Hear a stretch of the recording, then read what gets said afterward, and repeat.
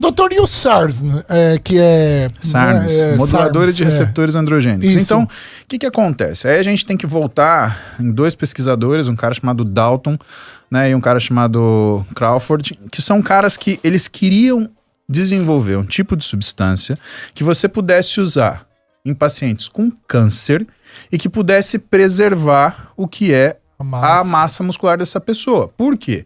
Porque é interessante que você tenha alguma droga que faça o sujeito tolerar o tratamento. Uhum. Muitas vezes, pensa que os quimioterápicos, eles são drogas que têm um efeito celular muito tóxico. Então a pessoa ela precisa resistir a isso. Os esteroides, eles não tinham segurança suficiente para você usar em determinados tipos de cânceres, principalmente aqueles cânceres que eram hormônio dependente. Uhum. E esses sofriam por quê? Porque eles tinham uma deterioração do corpo e da sua saúde que fazia com que os médicos eles tivessem que interromper o tratamento. Eu tive que fazer isso. Então, esses dois caras, principalmente o Dalton, que era isso a gente tá falando, e o SARM não é uma coisa nova, o SARM saiu lá em 1990 e tralalá. 96 os primeiros estudos, né? O Dalton, ele estudou um que chamava enobosarm, que era utilizado no câncer e que impedia que a pessoa tivesse grandes perdas musculares. Bom, o que era o princípio do SARM? Em vez de usar um hormônio que ativa o receptor androgênico, então como que funciona essa mecânica? O teu corpo, ele entende que precisa sinalizar, por exemplo, ganho de massa muscular. O teu hipotálamo manda uma mensagem para a tua hipófise produzir uma gonadotrofina, que é um hormônio liberador de um hormônio. Essa gonadotrofina, ela faz o quê? Ela abastece a gônada. Então você produz testosterona, no caso do homem, no testículo. E essa testosterona, ela vai ativar o receptor de testosterona que está naquele tecido muscular, por exemplo. Uhum. Só que essa reação, ela depende da quantidade de receptor que você tem. E o que se nota? Que quando você vai aumentando a quantidade de hormônio, mesmo que seja testosterona, você vai aumentando desproporcionalmente efeitos colaterais. E se eu tivesse alguma coisa que mexesse no receptor e não mexesse na testosterona? Esses são SARMs. Só estimula. Ele mexe e faz o receptor funcionar de uma forma diferente. Ora aumentando o que é a afinidade pelo hormônio, ora aumentando a capacidade dele de fazer síntese proteica. Por quê? Porque uma vez que essa testosterona ela gruda nesse receptor androgênico, ela vai ser levada ao núcleo da célula e vai fazer a produção de RNA mensageiro, que vocês lembram do ginásio, Sim. Que é como o corpo entende que ele tem que produzir proteína. Caramba, cara. O que aconteceu?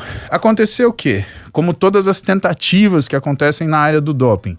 Os caras, eles pensaram o seguinte, bom, se isso faz um paciente que tem câncer preservar a massa muscular, pode ser que faça um cara saudável ganhar mais massa muscular.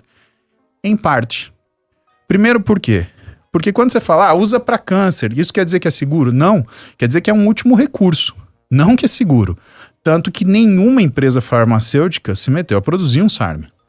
O que você tem são de laboratórios que são empresas farmacêuticas quase que undergrounds e que produzem isso. E testes em hospitais, né?